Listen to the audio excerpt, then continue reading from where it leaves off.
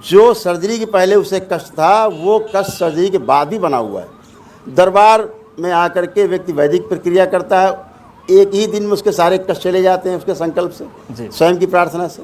कहाँ चले जाते हैं? शरीर में जो रोग है वो स्थूल में ढूंढ रहे हैं, हाड़ मांस के शरीर में ढूंढ रहे हैं। रोग की शुरुआत तो जो हमारे वैदिक सनातन धर्म में माना गया कि हमारे 3 शरीर हैं, कारण शरीर, दूसरा सूक्ष्म शरीर और तीसरा स्थूल शरीर। हमारे रोग की जो शुरुआत है हमारे स्मृतियों के कारण है। अगर हमारी स्मृति बनी हुई हमारे कर्मों के कारण पूर्व जन्म के, वह स्मृति सक्रिय रहेगी।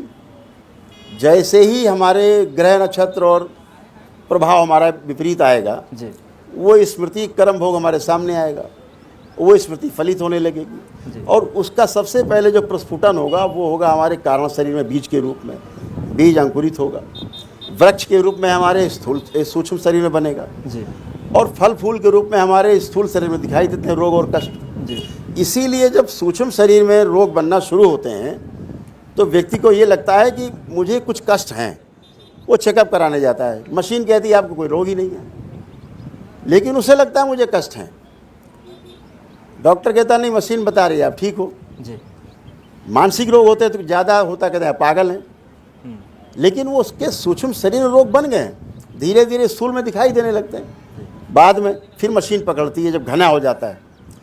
दरबार यही करता है कि आपके वैदिक कार्यक्रम से, आपके ही प्रार्थना संकल्प से आपके रोग कष्टों की स्मृतियों को आपके कारण शरीर में ही नष्ट कर देता है, बीज नष्ट हो जाता है। ठीक है, लेकिन महाराज जी जो प्रश्न आते हैं उसमें यह है कि जो आधुनिक चिकित्सा है, आप कह रहे हैं कि वो गलत ट्रैक पर जाती है, वो तब आती है किसी रिपोर्ट में जब बहुत बड़ी हो जाती है, लेकिन वो प्रमाण तो कम से कम दे रहे हैं। अगर वही लोग आपसे प्रमाण मांगे कि आप जो चिकित्सा कर रहे हैं, आप जो आशीर्वाद दे रहे हैं, वो कैसे प्रमाणित होगा कि बिल्कुल सही ट्रैक पर है? तो वो प्रमाण कैसे दिया जाए? बिल्कुल रोज प्रमाण है।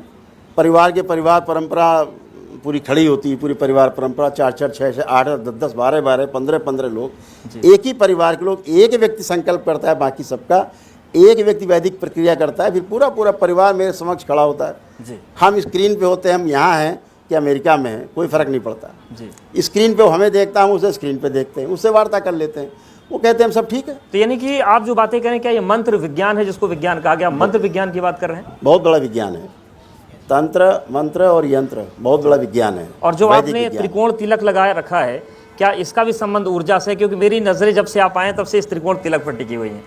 अगर ये रहस्य है तो ये बता दें। नहीं, कोई रहस्य संसार में, दरबार की पहले सबसे बड़ी आइडियोलॉजी यही है, इस संसार में कोई रहस्य और चमत्कार नाम की वस्तु नहीं होती। जैसे आपने शुरुआत में कहा कि चमत्कार, कोई चमत्कार और रहस्य नाम की संसार में कोई वस्तु नहीं है। तो आप जो कर रहे हैं वो क्या है? हाँ, जो आप होते हुए देख रहे हैं, आपने कभी होते हुए देखा नहीं है, आपको चमत्कार लगता है। उस विधि को नहीं जानते जिस विधि से हो रहा है, आपको रहस्य लगता है। आप विधि जान जाते हैं, रहस्य खत्म हो जाता है, चमत्कार खत्म हो जाता है। ठीक है, तो न रहस्य है न चमत्कार है, वैदिक प्रक्रिया है, वैदिक विज्ञान है और पुरातन विज्ञान है।